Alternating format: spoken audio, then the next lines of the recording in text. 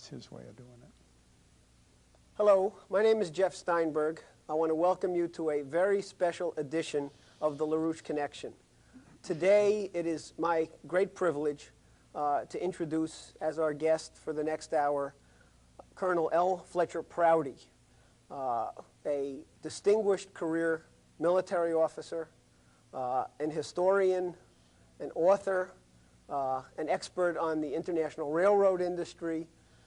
Some of you may be familiar with Colonel Prouty from his 1970s book, The Secret Team, which has now recently been republished and is once again available. And of course, tens of millions, if not hundreds of millions of people in the United States and around the world are familiar with Colonel Prouty as the real live character upon whom the figure of Mr. X in the recent Oliver Stone movie JFK was based. Colonel Prouty has recently published a new book called JFK, the CIA, and the plot, the CIA, Vietnam, and the plot to kill John Kennedy. And it's a great pleasure to welcome Colonel Prouty here to the show today. I thought that it would be sensible, rather than giving a long sort of a curriculum vitae introduction, to ask you to start off by telling our audience a little bit about yourself, your career, because it is so extraordinary and is such an important backdrop to the discussion that we're going to have about the book today.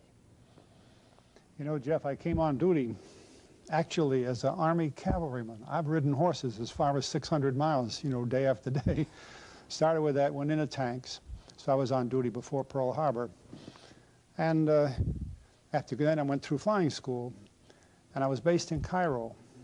And one day I was asked to pick up a team of people that were going on a trip, and they were a geological survey team going into Saudi Arabia to look at the oil fields there during the war. And then we came back and we found out that Roosevelt, Churchill, and Chiang Kai-shek were having a conference in Cairo, the Cairo Conference of World War II, and that the geological survey people made a report to Roosevelt, who ordered immediately a 50,000 barrel a day refinery to be built in Saudi Arabia.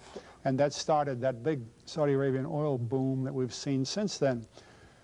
So when you take part in something like that early in your career, you're kind of interested in the way things develop. And a morning or two later, after the Cairo conference ended, I was told to get my plane ready. Went out to the plane, and they brought Chinese delegation out there, and we flew to Tehran. I didn't know what was going to happen in Tehran, but I had just been ordered to fly there. En route, I stopped at Habaniyah in Iraq, and a plane came in with an old friend of mine flying it, and Elliott Roosevelt. So I introduced Elliott Roosevelt to the Chinese. But do you know, to this day, you cannot find in a history book that the Chinese were at the Tehran conference with Stalin, Roosevelt, and Churchill. I know one book printed by the U.S. government that corroborates that. Of course, I have pictures, and my co-pilot and my crew were there. But part of the Tehran conference business was to make plans for the Far East after World War II. So you begin to think about how these things happen when they come up like that. And I was in Japan at the end of the war. We were bringing the POWs out as soon as we could. And I went back to Okinawa, where we were based, and they were loading ships with this enormous stockpile of equipment that was to be used to support the invasion of Japan, 500,000 men, and we didn't need it. So I was talking with the harbor master in Naha, and I said, what are you going to do, run that all back to the States? He said, hell no. He said, half of this is going up to Seoul, Korea. And he said, the other half we're sending down to Hanoi. Half of what we were going to use to go into Japan went to Korea, and half went to Hanoi. This was September 2nd of 1945, and those plans were in being at that time. Now, who made those plans? Truman had been president for only a few months. I doubt that he did, but you know, who made the plans for that? Because a little later came the Korean War, and they used the weapons we sent there. Came the war in Vietnam, and Ho Chi Minh was using the weapons we gave him. He used them against the French. That's why he was able to surprise the French with first-class artillery pieces that they didn't think he had. Then we reversed the field, and we began to back the French to the extent that we spent $2 to $3 billion supporting the French against Ho Chi Minh. In 1954, they were defeated at Dien Bien Phu.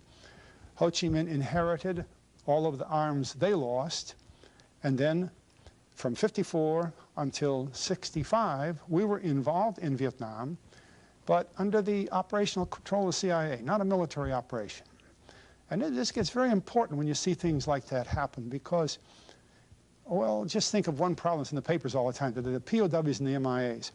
You don't have POWs when you don't have an army there. Just because somebody's working for CIA doesn't give them the status of a POW, and so on. All these things get confused in a historical story that doesn't really make sense.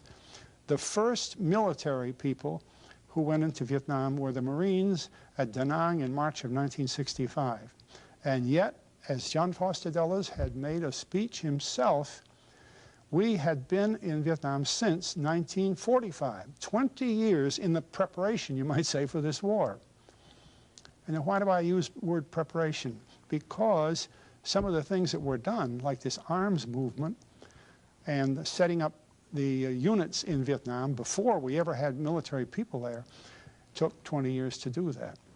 You made a point, by the way, I should just interrupt here because I think it's very important because people may be somewhat misled by the title of the book, which talks about the JFK assassination. I think it's essential to tell people that this is truly an extraordinary history of the entire period of what's been called the Cold War, building up to the Kennedy assassination and beyond.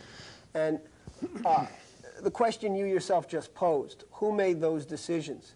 In the very beginning chapter of the book, you use a term that I think was originally coined by Buckminster Fuller, the international power elite.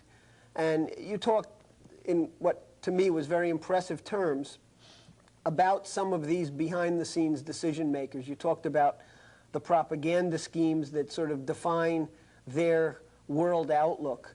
And I think, you know, maybe it would be worthwhile as we get into this real history of the Cold War to perhaps start out by just telling people a little bit about this international power elite and these propaganda schemes and how some of this thing works. Well, you know, it's very common for people to respond when you try to speak that way, saying, oh, well, here's somebody that just believes in conspiratorial theories or is a little bit paranoid. But now we ought to stop and think carefully what we're talking about. All of history has been controlled by powerful figures. Disraeli in the 19th century said, for those people who are not aware of it, if they realize what goes on behind government, they wouldn't believe it.